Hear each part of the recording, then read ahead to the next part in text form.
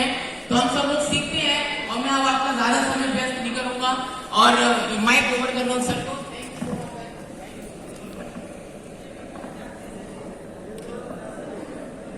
नमस्कार सभी को। जो लोग पीछे बैठे एक बार आगे आ जाइए प्लीज। जो लास्ट वाली सीट में आगे जहां जगह दिख रही है आगे आ जाइए प्लीज। लास्ट में मेरी आवाज जा रही हो तो आप प्लीज आगे जहां पे सीट आपको दिख रही है आगे आ जाइए। दोस्तों कैसा लग रहा है 2 दिन की एलडीपी में आपको आकर? मजा आ रहा है कि नहीं आ रहा?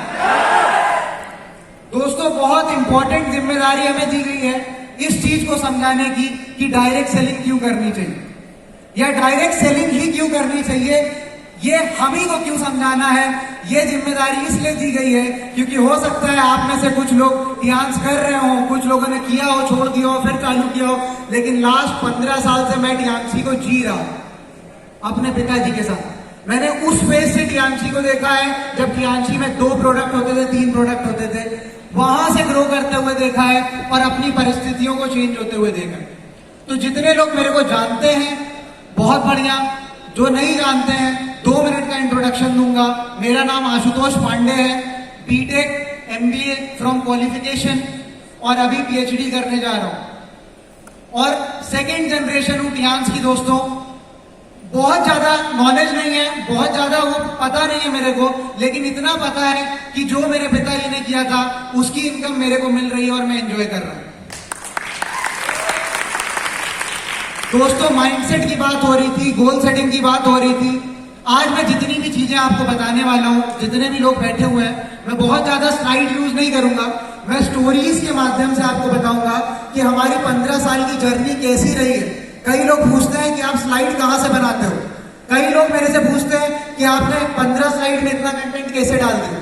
तो जो 15 स्लाइड आपको यहाँ दिखती है दोस्तों, वो कहीं ना कहीं 15 साल का एक्सपीरियंस होता है हमारे पिताजी का और हमारा, जो टियांशी में हमने जिया है। उसे निकालकर हम पीपीटी के थ्रू आपको दिखाते हैं कि हमारे 15 साल में जो हर्डल्स आए वो आपको ना झेलनी पड़े। 15 साल में जो जो प्रॉब्लम्स फेस की वो आपको ना फेस करनी पड़े फील्ड में। दोस्तों इसलिए हम यहाँ पे आपको प्रेजेंटेशन देते हैं, एलडीपीज कराते हैं और अभी बात कर रहे थे कि 2022 में जितनी एलडीपीज हुई हैं अभी तक कभी नहीं हुई। तो दोस्तों हम बहुत लकी हैं कि हम उस समय टियांशी में जुड़े हुए हैं जिस समय टियांशी अपने बेस्ट फॉर्म में।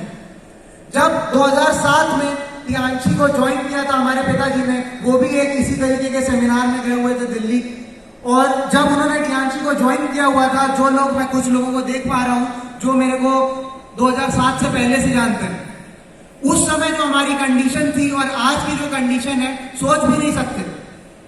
मैं गवर्नमेंट स्कूल से पढ़ा हुआ हूं, केंद्रीय विद्यालय से पढ़ा हुआ हूं।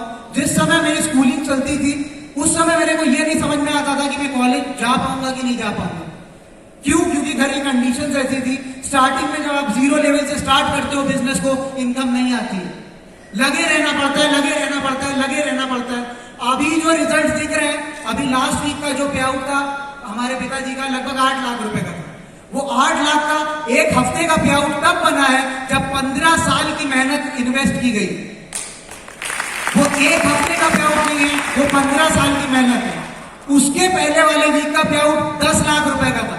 वो एक हफ्ते 10 लाख नहीं दिए हैं, वो 15 साल अनगिनत टाइम जब हमारे पिताजी सोए नहीं है, ड्राइविंग की है, खाना स्किप किया है, प्रेजेंटेशंस दिए हैं, उस मेहनत का फल मिल रहा है दोस्तों।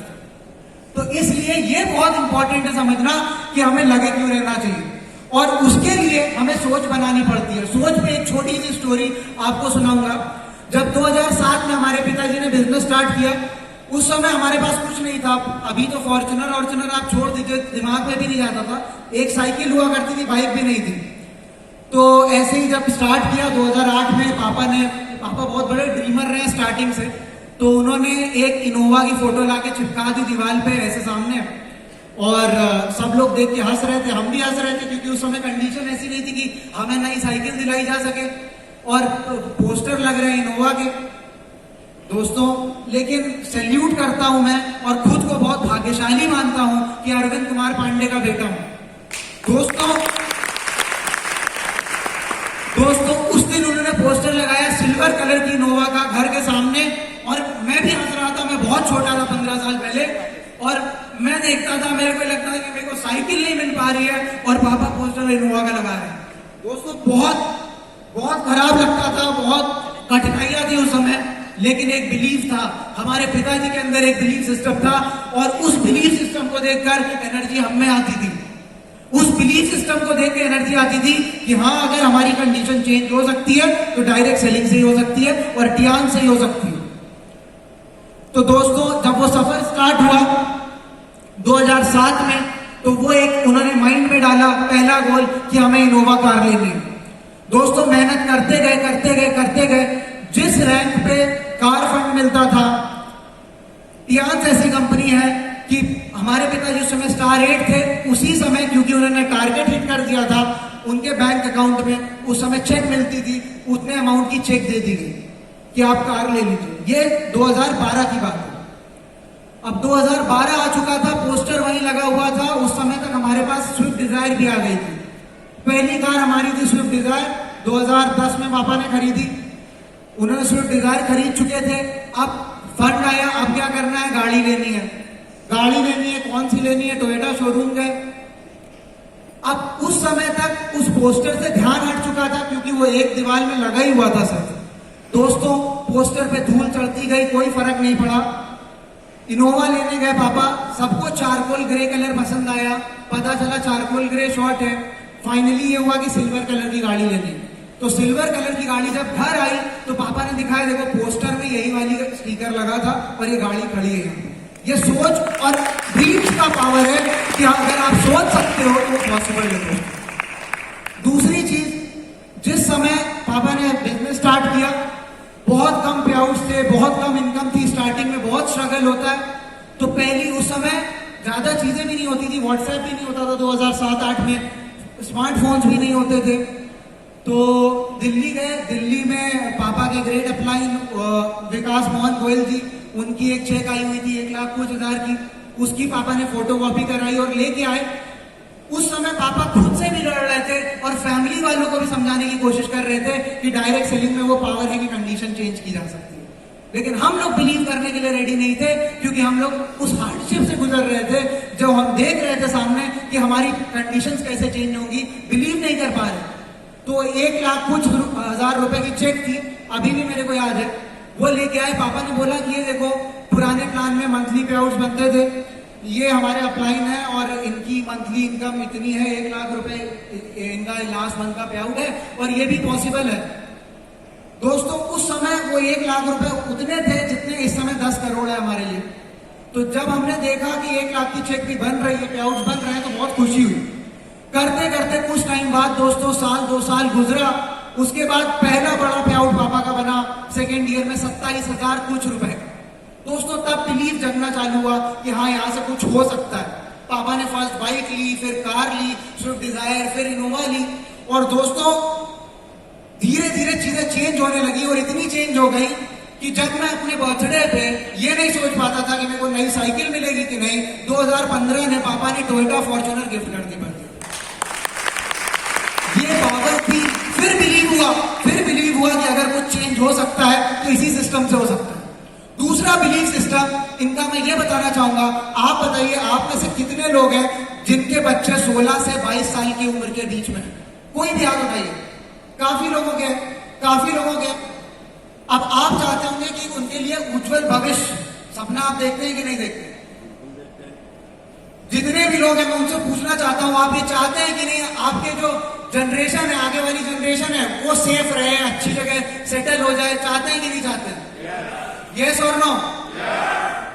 दोस्तों, जब मैं स्कूल में था उस समय मेरा माइंडसेट ये था कि education is given to the privileged one and if you are educated you can achieve anything.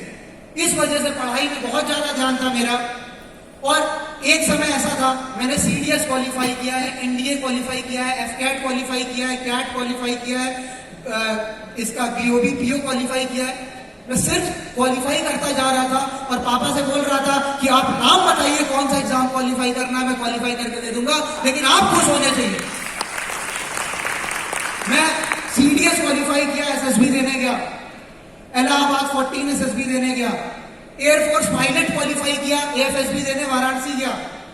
5 दिन की एसएसबी दी, क्वालिफाई हो गया। लास्ट डे पापा वहीं प्रोस्पेक्टिंग के लिए आए थे, तो बाहर लेने आ गए मेरे को। मैंने फोन किया, मैंने कहा पापा यहाँ पे हूं मैं, आ जाइए। पापा ने मेरे को देखा, 5 दिन इतनी गंदा टेस्ट होता है एसएसबी का, अगर आपको पता हो या ना पता हो। तो मैं पूरा टैन हो चुका था, एकदम अलग दिख रहा था। पापा देखे और मतलब अजीब से वो हो गए। तो मैंने कहा यार, मेरे को तो लगा था कि अगर जिसका लड़का लेफ्टिनेंट बन जाएगा, जिसका लड़का फ्लाइट कमांडेंट बन जाएगा, वो खुश होगा। और पापा मेरे बोल रहे हैं कि तुम्हें जाना नहीं, तुम्हें करना नहीं। मैं शौक में था, मैं कहा इन्हें खुश कैसे करूं मैं।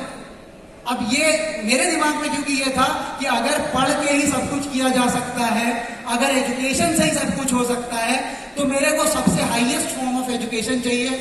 और जितनी भी प्रिविलेजेस मिलती हैं, अगर एजुकेटेड पर्सन कोई मिलती हैं, तो सारी प्रिविलेजेस मैं लेके रहूंगा। और जितने भी एग्जाम्स हैं, एग्जाम का नाम कोई भी हो, मैं बैठूंगा और मैं दूंगा और मैं क्वालिफाई करूंगा। उस लेवल का कॉन्फिडेंस मैंने अपने अंदर बिल्डअप कर लिया था दोस्तों। वो क्वालिफाई किया, पापा ने बोला नहीं जाना है। तो आप बताइए, अगर आप उनकी जगह होते, आपका लड़का जा रहा होता, लेफ्टिनेंट बन रहा होता आर्मी में और पायलट बन रहा होता एयरफोर्स में, तो आप पहला इंसान मैंने देखा कि जिसको उससे ज्यादा बिलीफ टियांश में था, उससे ज्यादा बिलीफ टियांश में था। और इससे बड़ी बात तो मैं नहीं कर सकता। इससे बड़ी बात अगर आपके दिमाग में आए तो आप बताओ। जैसे अभी अंश भाई इन्फोसिस की बात कर रहे थे। इन्फोसिस बहुत छोटी चीज थी, क्योंकि मैं बीटेक किया था, बीटेक के बाद मैंने दिया, कैंपस प्लेसमेंट हो गया, इन्फोसिस चला गया। उस समय इन्फोसिस में मेरे को जितना मिल रहा था, उससे ज्यादा मेरी पॉकेट मनी पापा देते थे।